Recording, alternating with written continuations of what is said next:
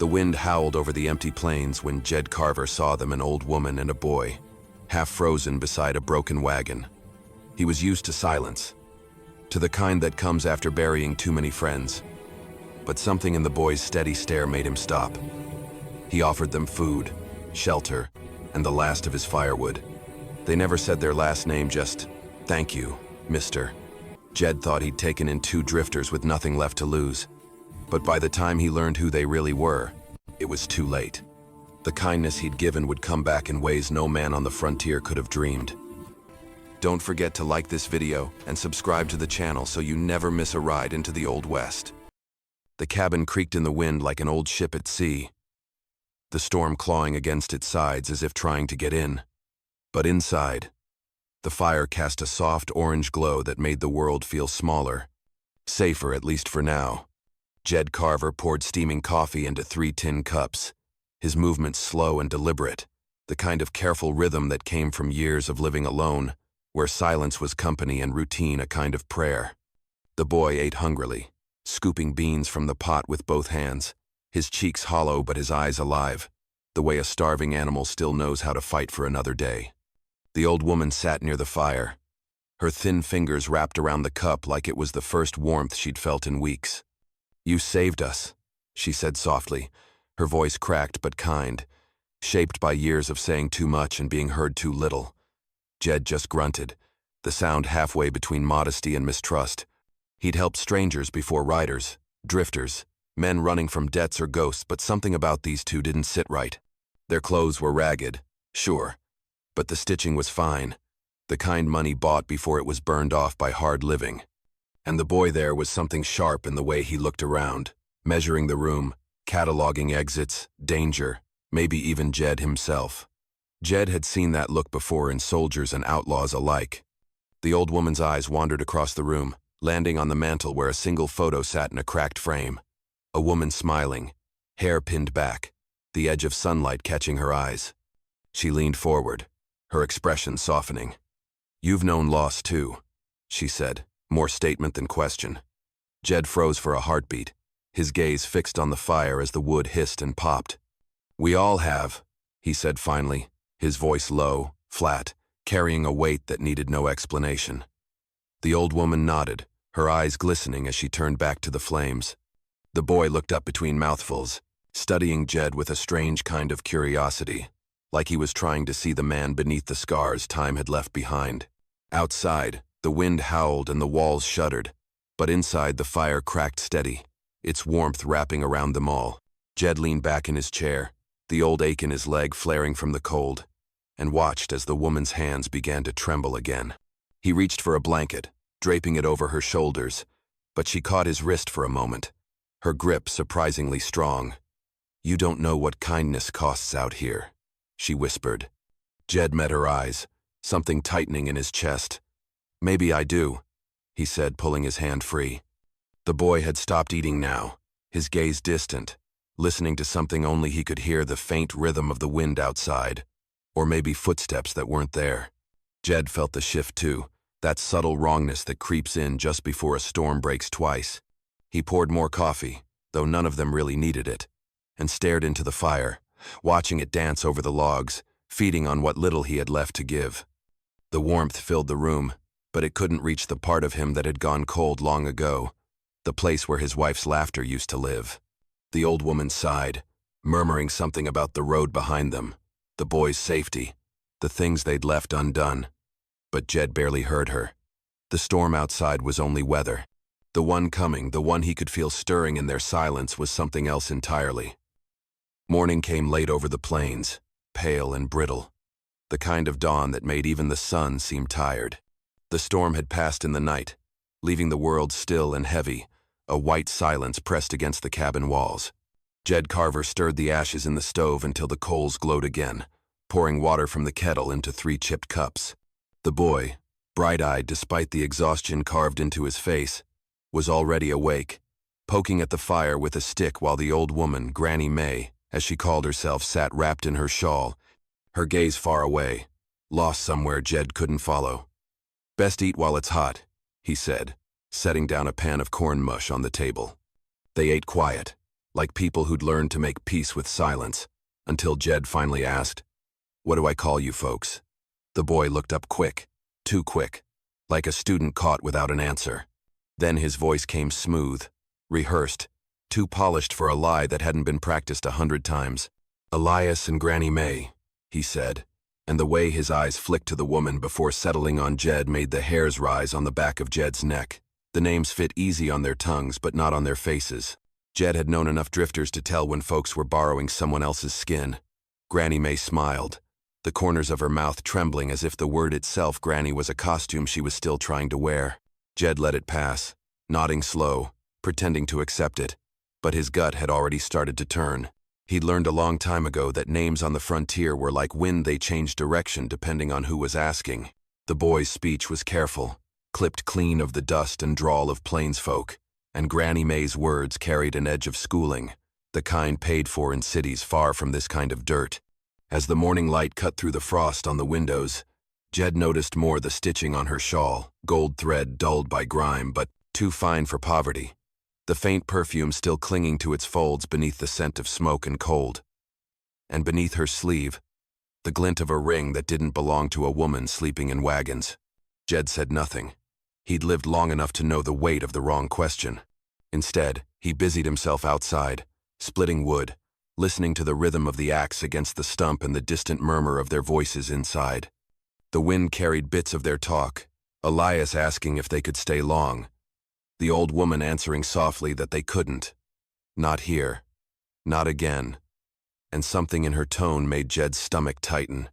He wiped the sweat from his brow despite the cold, scanning the horizon where the snow met the sky, but there was nothing out there. Only the wide emptiness that always made a man feel watched. By the time he came back in, the boy was tidying the dishes, the kind of courtesy that didn't belong to farm kids or wanderers. "You're good at that," Jed said casually. But Elias only smiled, the faintest trace of pride or maybe fear behind it. Granny May's shawl slipped as she stood, and for a heartbeat, the embroidery caught the light, an intricate pattern, gold thread forming the shape of a crest or seal, half hidden beneath mud. Jed saw it, registered it, and said nothing. Some secrets, he reckoned, weren't ready to be chased, not until they came looking for you first. The road into town was a ribbon of frozen mud and ice, the kind that kept a man quiet, his thoughts loud enough to fill the space where conversation ought to be. Jed Carver rode hunched against the cold, scarf pulled up to his jaw, his breath turning to fog in the brittle air. He wasn't much for town visits anymore. The folks there had long memories and short tempers, but the flour barrel was near empty, and the boy and old woman he'd taken in needed more than scraps to get through another week. By the time he reached Dry Hollow, the sun had barely cleared the rooftops, and the main street already carried that uneasy hum that told him something was wrong. Horses were tied up tight outside the saloon, men standing in knots, their voices low and sharp, heads turning as he passed. Jed dismounted outside the general store, the bell above the door jingling as he stepped inside, the smell of coffee and gun oil mingling in the warm air. "Morning, Jed," said Clara Hensley from behind the counter, her smile polite but strained. "You hear about the coach out by Red Creek?" He shook his head, removing his hat, snow dripping from the brim. "Just got in. What happened?" The man by the stove, a wiry rancher named Mills, looked up, his eyes flicking to Jed before answering. "Stage got hit 2 days back. Bandits, most likely. Burned it down after. Driver, guard, and 2 passengers dead as stone." Clara crossed her arms, voice lowering. "They say there was an old woman and a boy, too. Folks found signs they got away before the fire. Sheriff's riding search parties out that way now." Jed's hand tightened around the sack of flour he'd been holding, his pulse thudding slow and hard in his chest. "Any word on who they were?" he asked, keeping his tone steady. Mills shrugged. "Some rich folks, from the look of the coach. Word is the woman was carrying money, maybe a necklace or heirloom, something worth killing for. Guess the outlaws didn't find it, or they wouldn't be hunting still."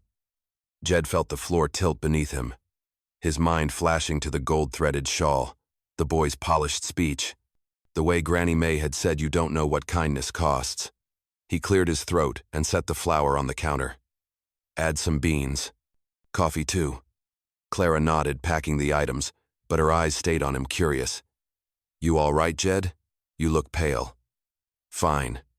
He lied. "Just cold." When he paid, he added, "Throw in a box of cartridges, 45 long." Clara raised an eyebrow. Jed hadn't bought bullets in near a year, but she didn't ask. Outside, the street was quieter now, the wind whispering down from the hills. He loaded the supplies into his saddlebag, glancing down the road toward the sheriff's office, where a pair of horses stood hitched, their riders' coats marked with the dust of travel. Searchers, maybe. Men who'd notice if an old woman and boy turned up too close to home. Jed swung into the saddle, his stomach knotted tight, and turned his horse back toward the plains. The wind cut hard against his face, the smell of snow sharp in the air, and every hoofbeat echoed with the truth he didn't want to face. Whatever those two had brought to his door wasn't just hunger and cold, it was blood and the kind of trouble that didn't stop at kindness. He reached into his coat, feeling the cold brass of the cartridges there, and whispered to himself, too late to send him away now. The night came down hard and mean, black as a coal seam, the wind clawing at the eaves and rattling the shutters like it was trying to warn him. Jed Carver sat at the table, cleaning the same rifle he hadn't touched in months, the fire low and sullen in the hearth. Granny May and the boy were already asleep or pretending to be in the back room, the quiet between their breaths soft but uneven, like folks who dreamed of running even when their feet were still. Outside, the storm had passed, but the air carried a strange tension, heavy and electric, the kind that makes a man listen for things he can't yet hear. Then came the sound, distant at first, just a murmur beneath the wind, then rising into a thunder that shook the ground itself. Hoofbeats, more than a few. Jed moved to the window, his hand steady on the rifle, and blew out the lantern with a single breath.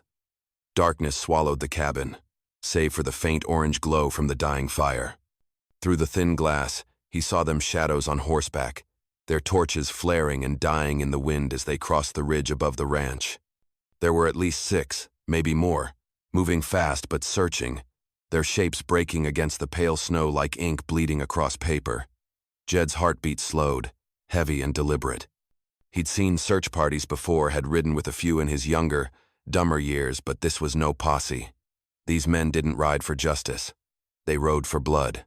One of them shouted something over the storm, the words tearing through the night. "We'll find 'em! The woman and the kid! Spread out!" The sound hit him like a fist. He looked toward the back room where the two slept and felt something twist deep inside his gut, a mix of dread and resolve that made his hands tighten around the rifle stock until his knuckles went white. He didn't know who those men were or what they wanted beyond what he'd already guessed, but he knew enough to understand this. If they took the old woman and the boy, it wouldn't be to ask questions. The horses drew closer, their breath steaming in the cold, the metal of their spurs and rifles glinting like stars in the dark. Jed moved silent, lowering himself beside the window, his eyes narrowing as he tracked the shadows shifting beyond the fence line. He could feel every second stretch out, long and thin, his pulse drumming in his ears. One of the riders broke off, coming closer to the house, his torchlight spilling across the snow, sliding up the porch steps, pausing by the door. The man leaned forward in the saddle, scanning the windows, his face hidden beneath a scarf.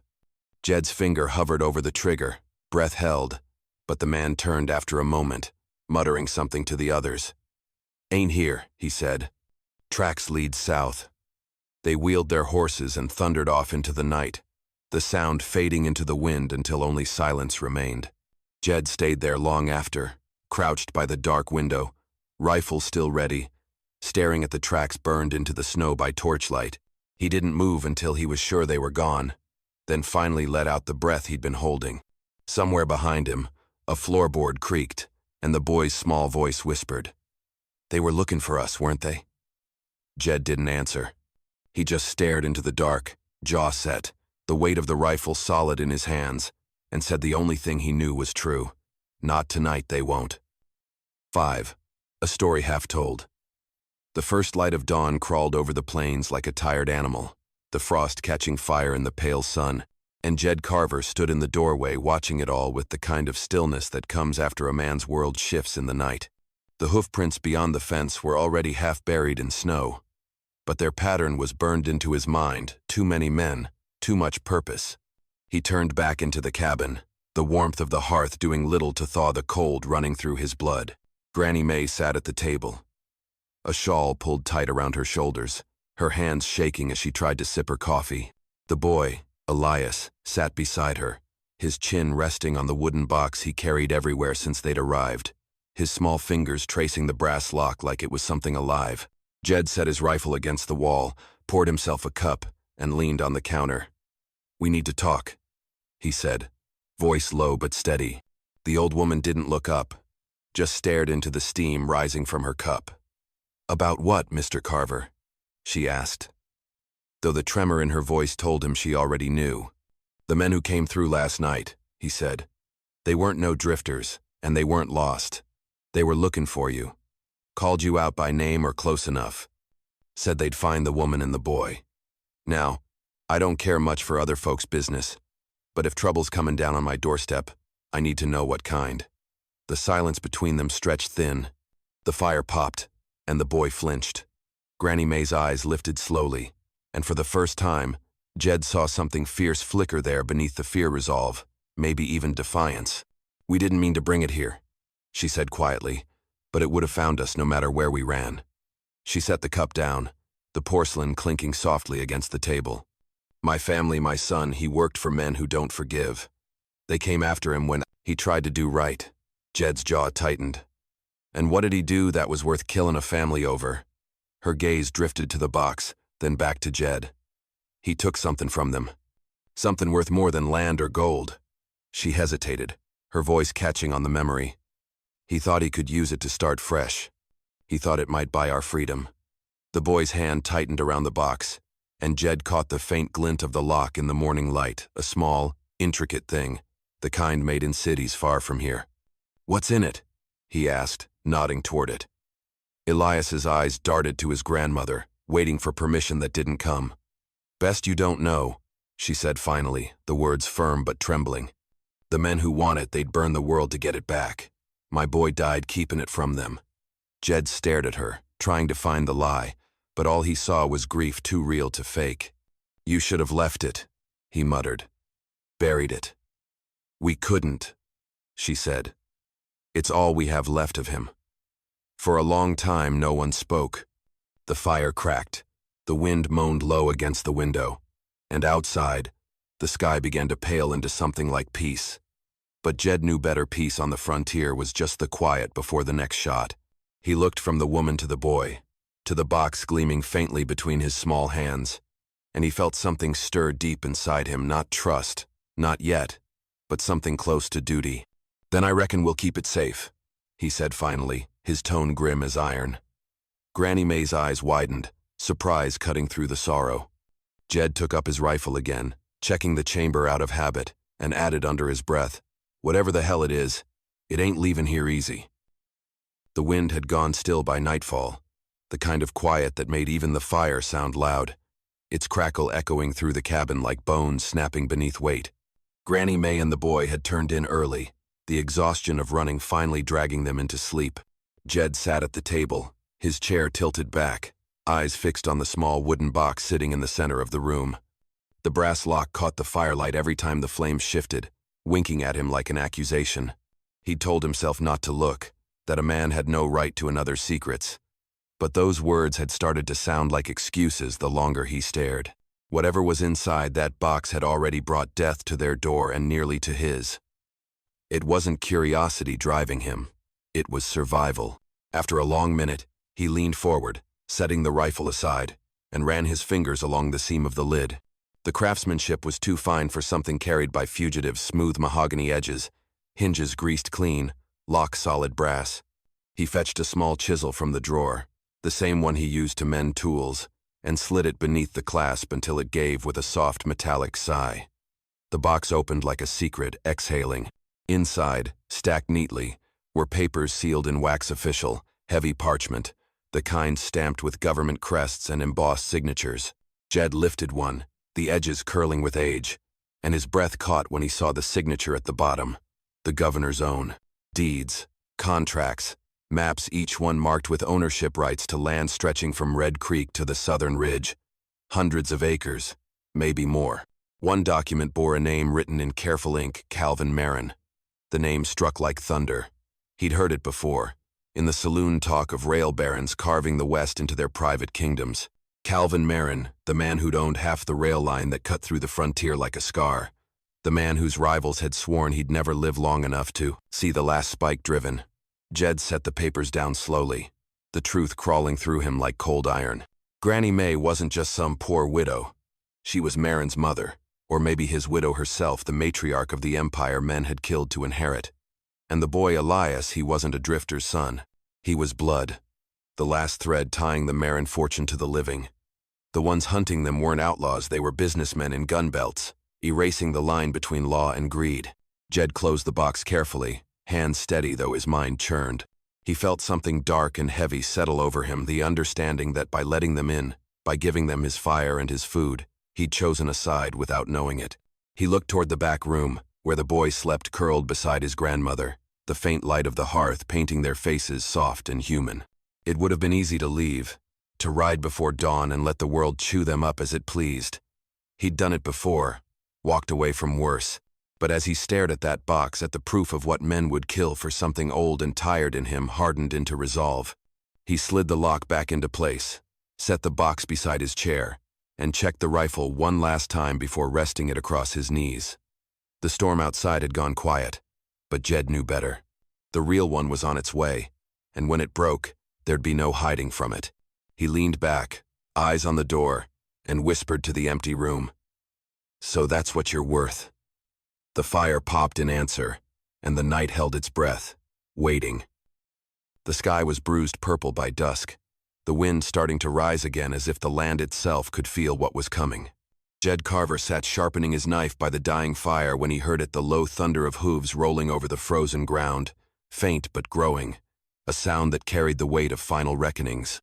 He moved to the window, the glass rattling under his breath, and saw them cresting the ridge riders, maybe half a dozen, their torches flickering through the snow like vengeful stars.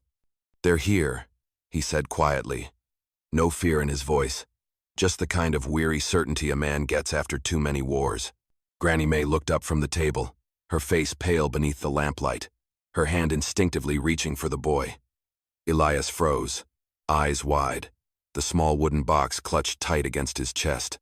Jed crossed the room in 2 strides, kneeling before him. "Listen close, son," he said, his voice low and hard as the edge of his blade. "You're gonna climb down under those boards and stay there. No matter what you hear, you don't move, you don't speak, and you don't come out till I say so. You understand?" The boy nodded, trembling, and Jed lifted the loose plank beside the hearth. The space below was dark and tight, lined with old coal and dust, but Elias crawled in without complaint, his small hands gripping the box like a talisman. Jed replaced the board, tossed a rug over it, then turned to Granny May. Her jaw was set, eyes fierce despite the years, and before he could speak, she reached into her shawl and pulled out a small revolver, one he hadn't known she carried. "You think I'd run from the devils who took my son?" she said, voice steady as stone. Jed's mouth twitched into something that might have been respect. He handed her his spare gun anyway, the one he'd cleaned but never hoped to use again. "You cover the door," he said. "I'll meet him outside." The moment he stepped into the cold, the world went quiet, save for the hiss of snow against the porch roof. The riders spread out, torches casting long, broken shadows across the yard. One man rode forward, scarred and broad-shouldered, his voice carrying through the wind. "You found what ain't yours, Carver," he called. Jed spat into the dirt, the taste of gun oil on his tongue. "Only thing I found was my conscience." The outlaw laughed, harsh and ugly. "That right? Then you can die with it." The first shot cracked the air, splintering the porch post inches from Jed's head. He rolled for cover, firing back, his rifle bucking against his shoulder. The sound tore through the stillness, echoing across the valley like thunder made of iron. Men shouted, horses screamed, the fire from their torches scattering sparks into the wind. Granny May fired from the doorway, her revolver spitting flame as 2 riders fell hard into the snow. The night became chaos, smoke, flashes of light, the stench of powder thick as fog. Jed moved through it like a man half dead and half born again. Each shot deliberate, each step measured. He took a slug in the arm but didn't stop. the pain swallowed by something deeper, fiercer, a purpose he hadn't felt since before the world went wrong.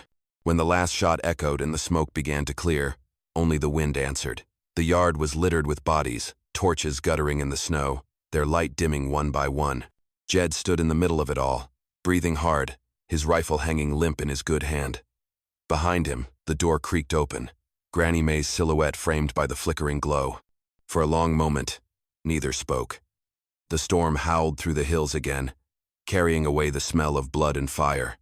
Then, finally, silence swallowed the night whole, and Jed knew they'd bought themselves another sunrise, but not without cost. The morning came slow, the air thick with the copper tang of gunpowder and the sweet rot of burned wood. Smoke curling from the barn roof like a wounded spirit refusing to leave. Jed Carver stood in the yard, his sleeve torn and blood stiff against his arm, watching the horizon bloom orange with sunrise when the sound of hooves broke the quiet once more, but this time it was only one rider, steady and sure. Sheriff Talbot came over the ridge, his coat dusted white with frost, his horse blowing steam into the chill. He took in the sight the bodies half buried in snow, the bullet-pocked fences, the broken torches and dismounted slow, every movement heavy with the weariness of a man who'd seen too many mornings like this.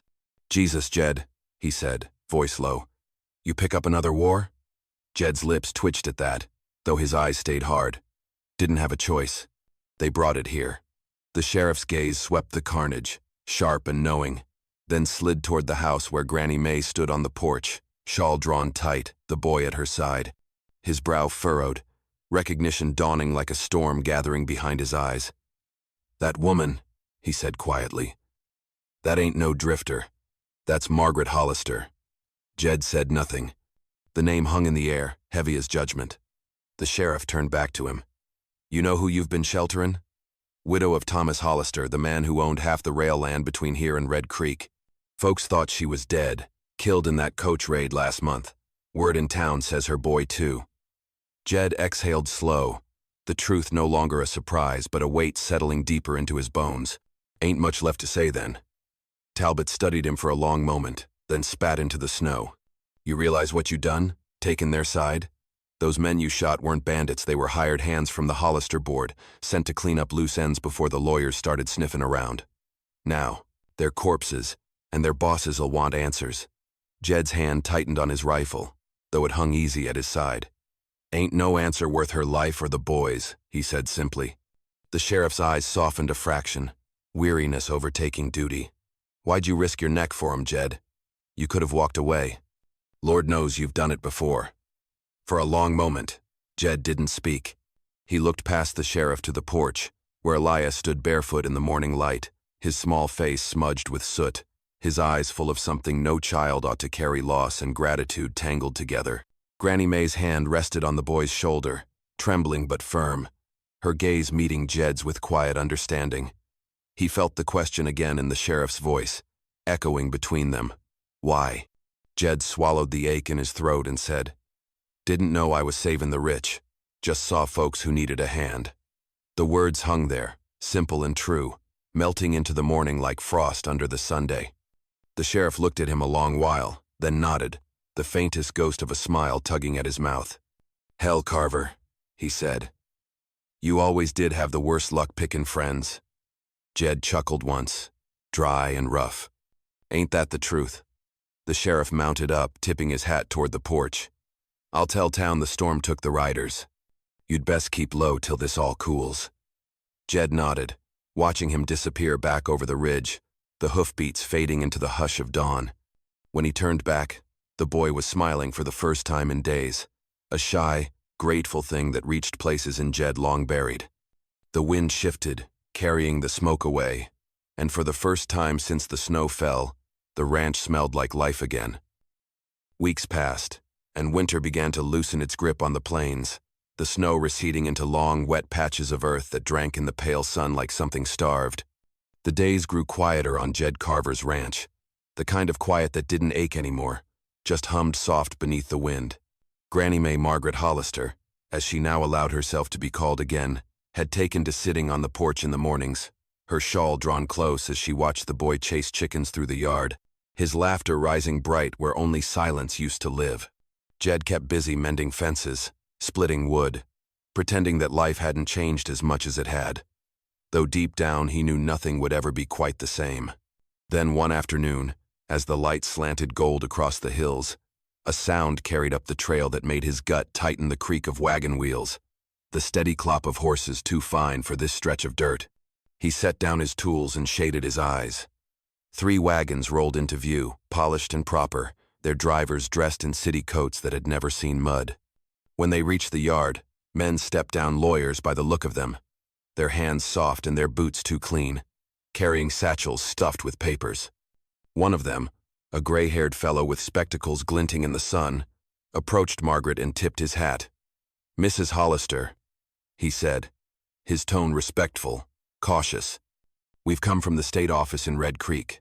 The matter of your late son's estate has been resolved. The lands, rail interests, and titles all rightfully yours, as are the proceeds from their sale." His gaze flicked toward Jed, lingering on the rifle leaning against the porch rail. Before he added, "We were also instructed to deliver something to Mr. Carver." Margaret rose slowly, dignity radiating from every careful movement. "Jed Carver saved my life," she said firmly, "and my grandson's. I'll not have his kindness forgotten." She gestured toward the papers the lawyer held out. "It's a deed," she explained softly, turning to Jed. "A share of our land, 100 acres along the southern rail line. Yours, fair and free." Jed took the document but didn't unfold it. The paper felt heavy, too heavy, as if it carried more than just ink and promise. He looked up at her, his weathered face unreadable. "You don't owe me that," he said quietly. "Never did it for payment." Margaret smiled faintly, something sad and proud in her eyes. "I know. That's why you deserve it." But Jed just shook his head, folding the paper once and handing it back. "Keep it for the boy. He'll need it more than I ever will." The lawyers exchanged glances but said nothing, sensing they were standing in the presence of a kind of honesty they couldn't draft into words. When they finally left, their wagons rolling away in a haze of dust and sunlight, the ranch was quiet again except for the wind and the boys' laughter echoing over the field. Jed turned back toward his work, but Elias ran up, breathless, his small boots crunching over the thawing ground. "Wait!" the boy called, clutching something tight in his fist. He stopped in front of Jed, his cheeks flushed, and opened his hand to reveal a silver pocket watch, the kind that gleamed even in the weak light. "Mama said this was my daddy's," the boy said.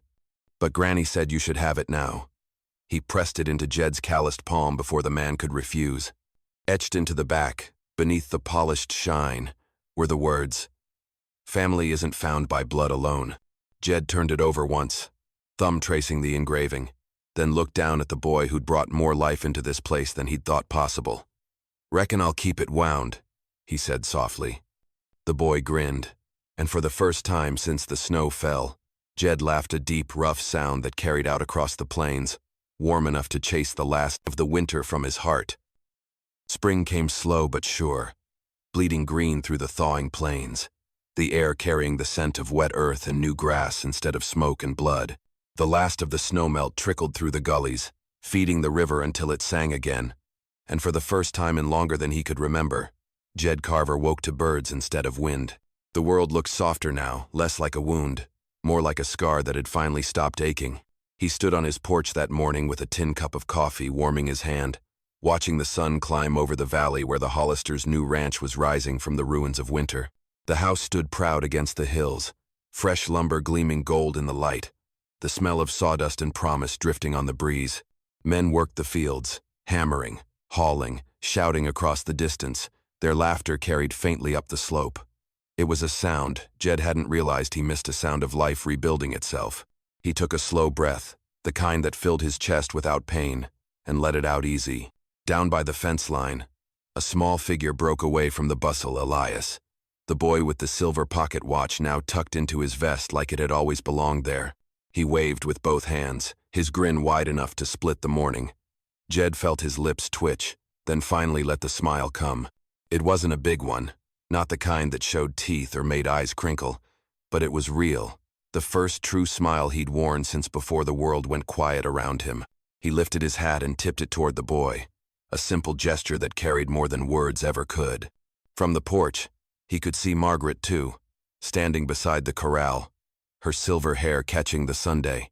She looked up at him, and for a heartbeat their eyes met across the field, a silent exchange between two people, bound not by blood or obligation, but by the fire they'd survived together.